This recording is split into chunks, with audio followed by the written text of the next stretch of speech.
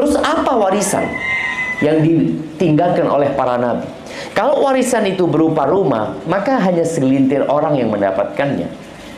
Bahkan hanya orang-orang yang jadi kerabat nabi yang mendapatkan warisan tersebut. Istri, anak, itu yang akan mendapatkan warisan. Tapi warisan para nabi ini ternyata bisa dinikmatin semua orang sampai hari kiamat. Tinggal mau atau tidak. Wa innama warrathul ilma. Ini kalau bicara sesuatu yang dikenang ya. Antum sebelum meninggal dunia ada sesuatu yang antum tinggalkan.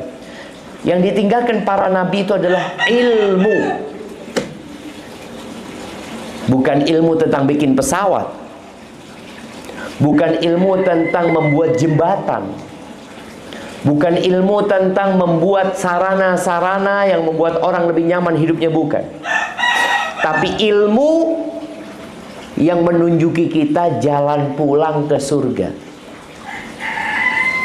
Maka faman akhadha bihi akhadha bihadzin wafir. Barang siapa yang mengambil warisan itu, maka dia mengambil keberuntungan yang besar sekali. Maka tadi Anda sampaikan berkaitan dengan Al-Quran. Seharusnya yang umurnya 30 tahun hafal 30 surat. Bisa nggak? Waduh, sudah tua Ustaz. Dulu memang saya salah. Nggak ada istilah terlambat dalam agama kita. Kalau bilang rumah Quran Nisa ini, ada seorang wanita baru sadar, baru dapat hidayah, baru hijrah ketika umur 60 tahun. Dan 3 tahun hafal Al-Quran 30 juz. 3 tahun. Kenapa dia bisa fokus? Karena sudah pensiun. Selesai sudah. Orang pensiun ini nunggu apa aja? Nunggu apa orang pensiun ini? Nunggu mati. Kenapa di negara kita dan di negara lain ada istilah pensiun? Kenapa? Pensiun itu diberhentikan apa enggak? Diberhentikan, tapi terhormat gitu kan. Dianggap antum sudah tidak produktif lagi. Makanya kalau yang masih produktif ditambah umurnya, ada kontrak baru lagi supaya dia masih bisa memberikan manfaat. Tapi secara umum orang pensiun itu dianggap sudah nggak produktif. Udah, antum akan digantikan dengan generasi yang selanjutnya. Ini yang nunggu ngelamar kerja ini banyak ini. Kalau antum dah berhenti bekerja, ya apa ini mau naik? Antum kau melihat kondisi sekarang di negeri kita, Allahu Akbar. Banyak orang-orang itu yang hidup dalam kekhawatiran disebabkan dia akan diberhentikan. Tapi ketika antum sudah tidak ngurusin dunia, bawa ngurusin akhirat gitu. Maka ajakan buat teman-teman yang sudah berumur, bagaimana di sisa umurnya melengkapi lah. Kalau dia umurnya pensiun Indonesia umur berapa?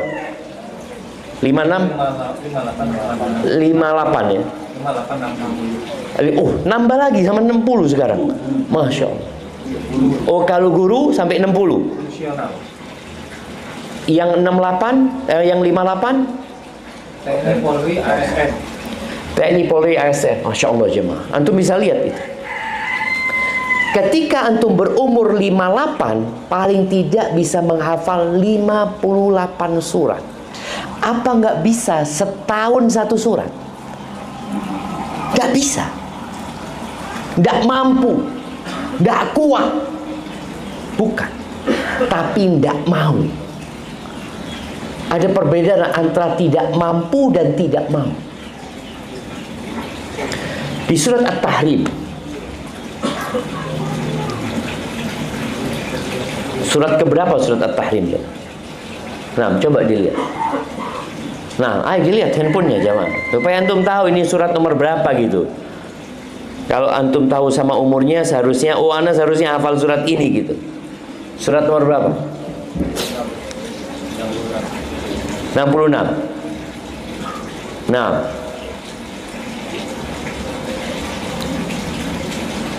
Baik, jumlah surat Al-Quran berapa?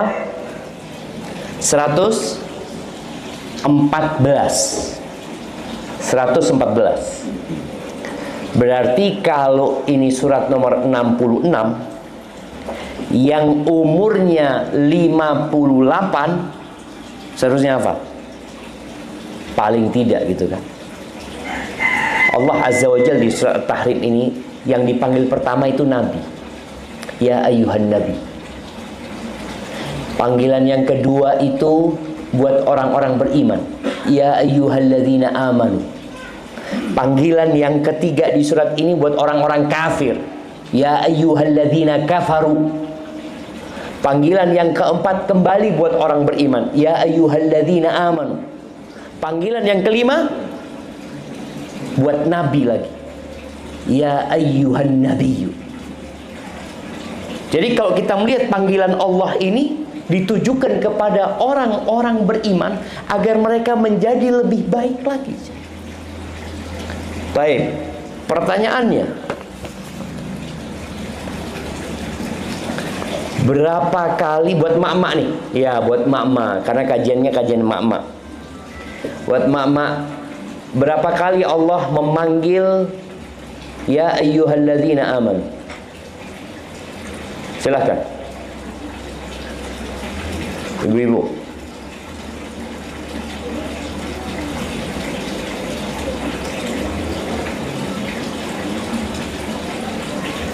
Enam. Ayo, ada mic-nya di sini. Ibu-ibu pegang mic. Ada mic nggak tempat ibu? Kok nggak ada? Nah, silahkan diangkat suaranya. 89. Tuh, kasih aja yang ngomong 89. Sebutkan yang nomor 89. Pertanyaan kedua.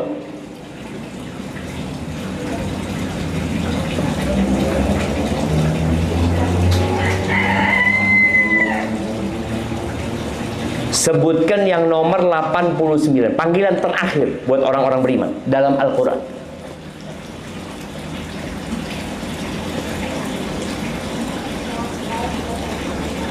Nah, apa? Loh, panggilan ya ayyuhalladzina amanu. Bukan surat yang terakhir turun ya, tapi panggilan terakhir Allah kepada orang-orang beriman. Jadi kalau diurut itu dari Al-Baqarah sampai An-Nas, panggilan terakhir ya ayyuhalladzina amanu itu yang mana? Ya, tafadhal. Yang keras.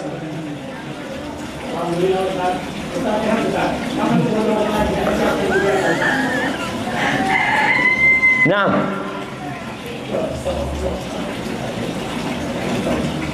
ada yang jawab? Coba kita berpikir, panggilan terakhir Allah terakhir manggil anak itu untuk apa sih?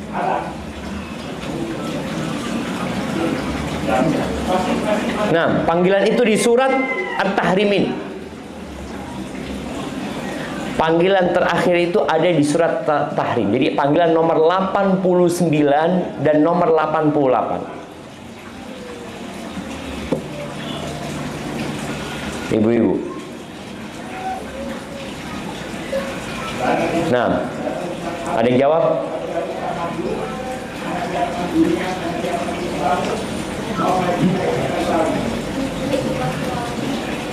Tubu ilallahi taubatan nasuha. Ahsanti. Baik, kasih hadiah. Itu panggilan nomor 89. Allah mengatakan ya ayyuhalladzina amanu. Di surat At-Tahrim ayat 8. Tubu ilallahi taubatan nasuha.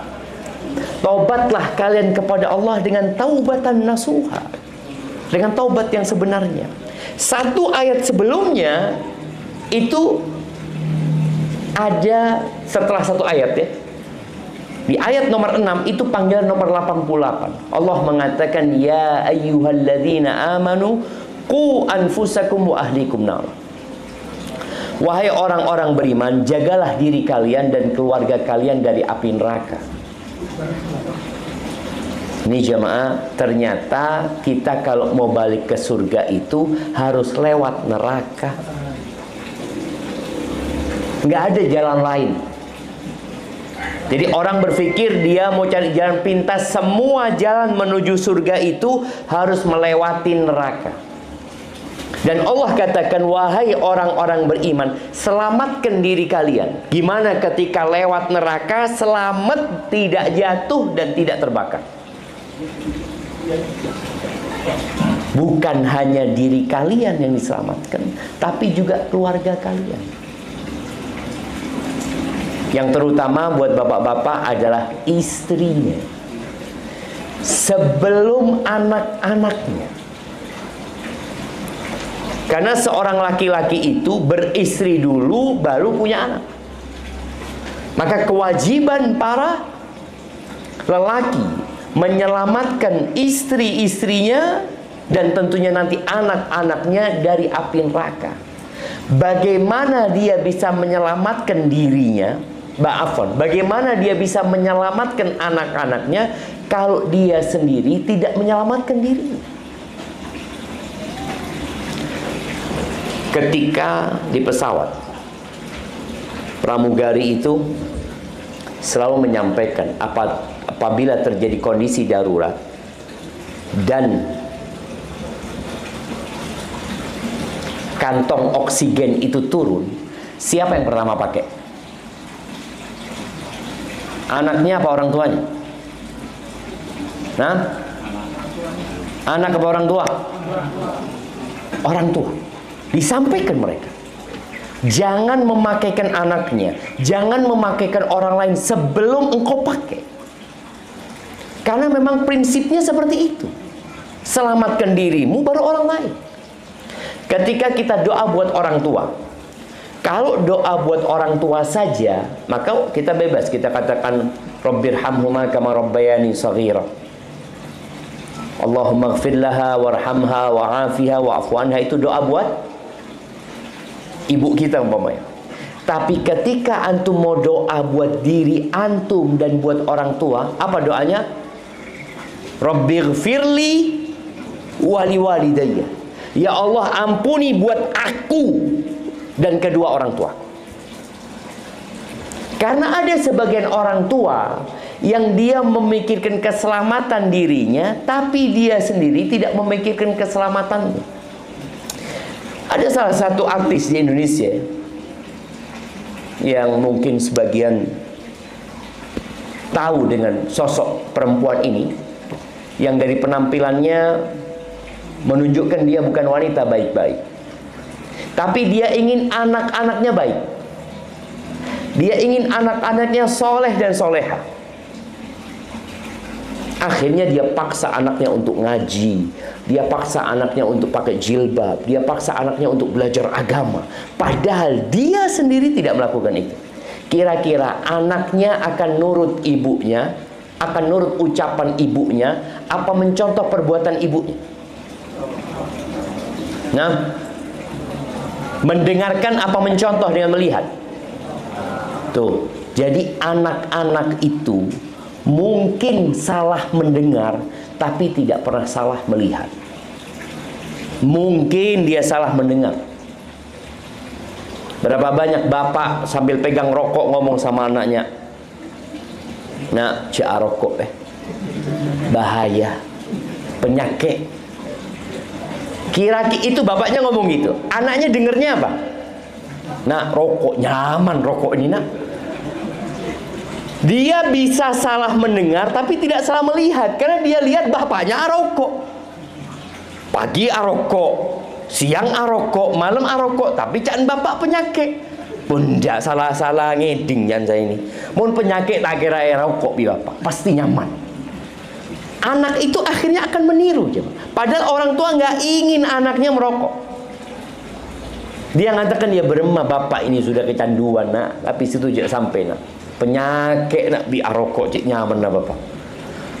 Itu yang terjadi. Allah Azza wa Jalla mengatakan, qu anfusakum, selamatkan diri kalian dan keluarga kalian. Bagaimana menyelamatkan diri kita dan keluarga kita? Para ulama menyebutkan Allimuhum wa'adibuhum, ajari mereka jalan menuju surga.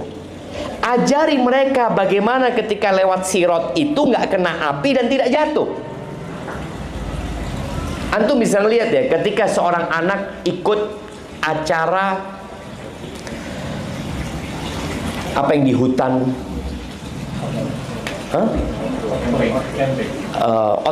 outbound ya, acara outbound yang kadang kala naik jembatan yang kecil ya, yang kadang kala naik flying fox, yang pokoknya itu ada yang ngajarin, ngatakan nanti engkau harus pakai pengaman ini, diajarin ini.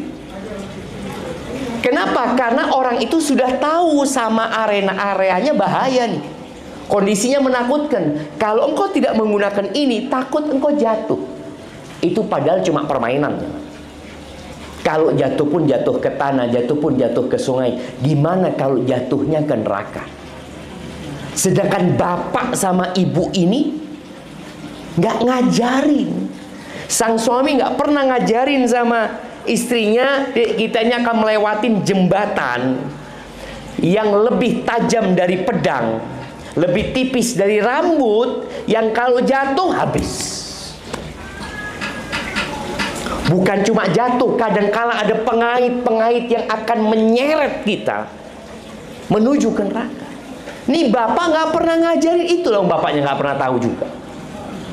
Yang dia tahu bagaimana cari fulus, yang dia tahu bagaimana keinginan anaknya terpenuhi, yang dia tahu bagaimana liburan anaknya jalan-jalan. Sebagian orang tua itu yang dipikirkan. Padahal tadi untuk outbound saja harus ada pemandunya yang ngasih arahan. Nanti kalau terjadi ini, lakukan ini. Nanti kalau terjadi ini, perbuat ini. Nanti engkau sampai sana, engkau cari jalan. Ada petanya sudah dikasih. Tandanya itu ada tanda anak panah, warnanya putih. Dijelasin semua bagaimana dia sampai ke tujuan. Tujuannya cuma main-main. Tapi seperti itu penjelasannya, jemaah. Kenapa? Karena ini permainan beresiko. Dan dunia ini hanya main-main. I'lamu annamal hayatud dunya la'ibun wa lahu. Kita cuma main-main di sini. Jangan serius di dunia. Yang serius itu setelah kematian. Makanya ajarin mereka. Bagaimana orang tua mau ngajarin, orang tuanya nggak pernah belajar. Belajar nggak paham dia. Maka alhamdulillah sekarang ada sarana untuk belajar yang mudah. Kajian-kajian online, kajian yang seperti ini. Kalau dulu memang nggak sempat sekolah agama, yang kita tahu juga pelajaran agama itu hanya 2 jam mungkin ya dalam sepekan. Sedangkan pelajaran dunia sepanjang pekan. Antum lihat anak SD 6 tahun belajar apa? Agamanya berapa persen? SMP berapa persen agamanya? SMA berapa persen? Padahal kita hidup di dunia cuma 70 tahun. Tapi persentase perjuangan kita untuk 70 tahun ini mati-matian.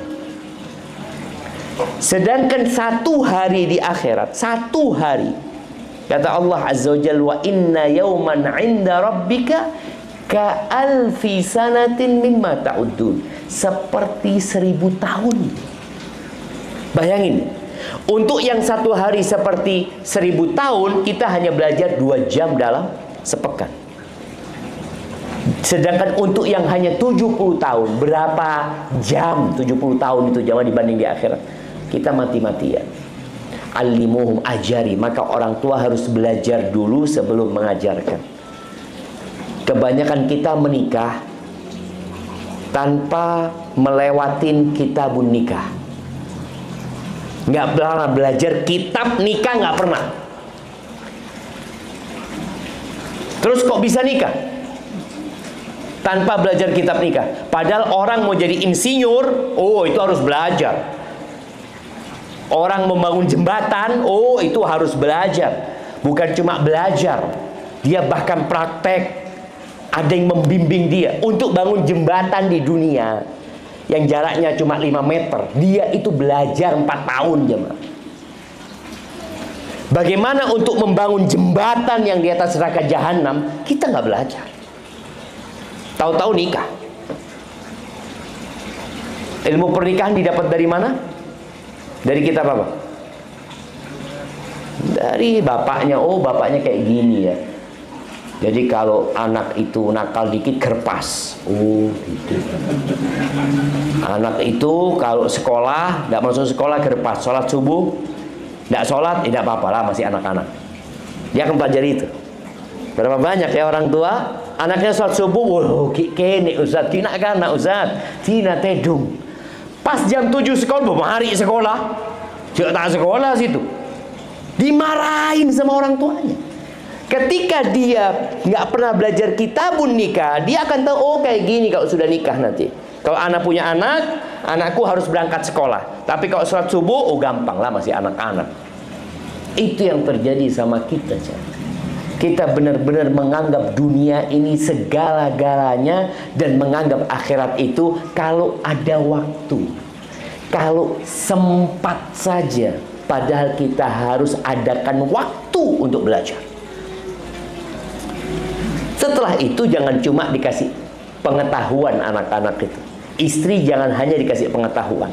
Ilmu itu ya kita tahu mana halal haram ya. Tapi anak-anak perlu contoh. Disinilah adab yang perlu diberikan oleh orang tua kepada anak-anaknya.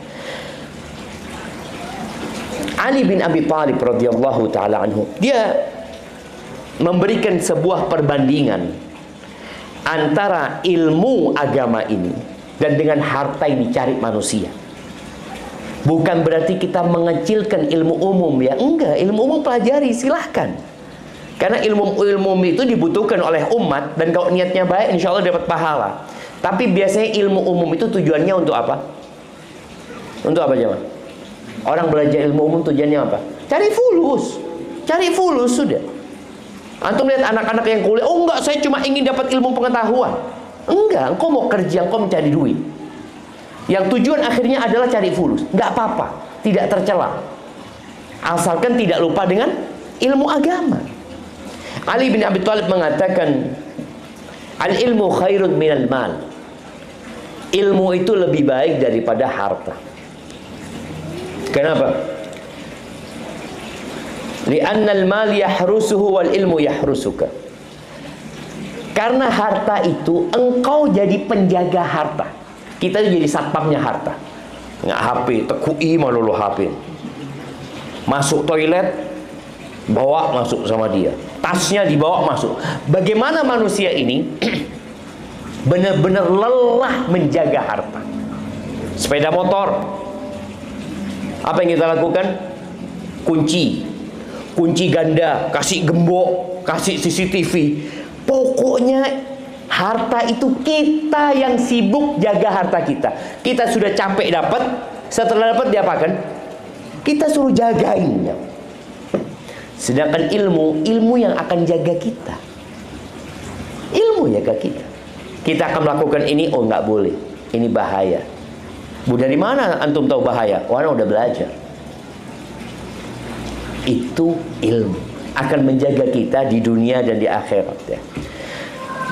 Kemudian harta itu habis ketika antum belanjakan, tapi ilmu nggak akan habis. Antum ajarkan kepada siapapun, apakah setelah antum ajarkan ilmu antum langsung hilang?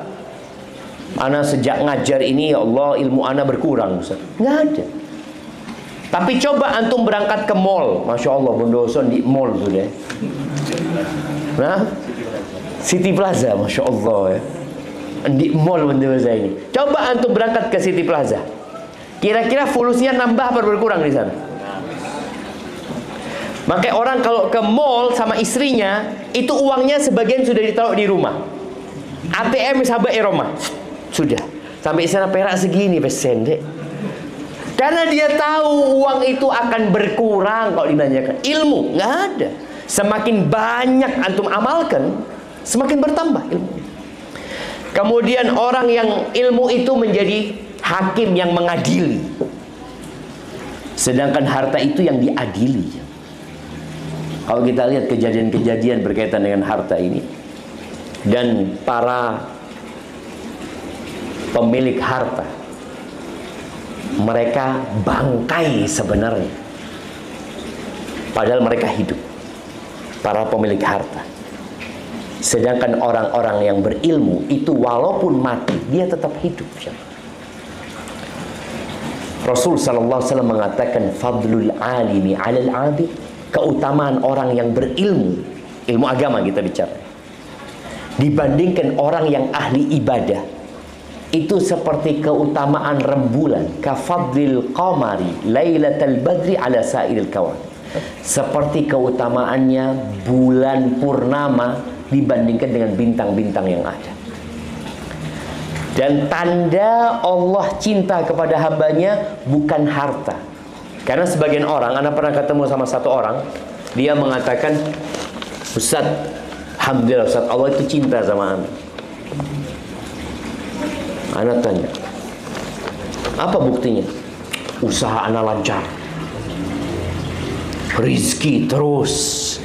Ini tanda cinta Allah. Loh, dari mana engkau tahu itu tanda cinta Allah? Bukankah Nabi SAW mengatakan,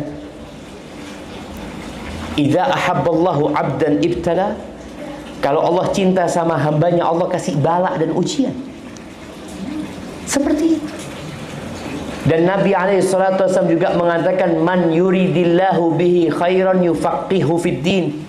Siapa manusia yang Allah ingin kebaikan buat dia, Allah bikin orang itu belajar agama. Maka bapak-bapak, ibu-ibu, teruslah belajar agama. Sekali lagi, bukan dengan meremehkan ilmu dunia. Kita tidak perlu memotivasi antum untuk belajar dunia, karena kita sudah punya semangat untuk itu. Tapi belajar agama ini untuk diri kita sendiri, mengangkat kebodohan dari diri kita, lalu kita amalkan, dan setelah itu baru bisa kita mengangkat kebodohan dari istri kita, dari anak-anak kita. Yang semoga dengan ilmu itu Allah mengangkat derajat kita dan Allah mematikan kita husnul khatimah. Sallallahu ala nabiyyina Muhammadin wa ala alihi wa ashabi ajma'in. Assalamualaikum warahmatullahi wabarakatuh.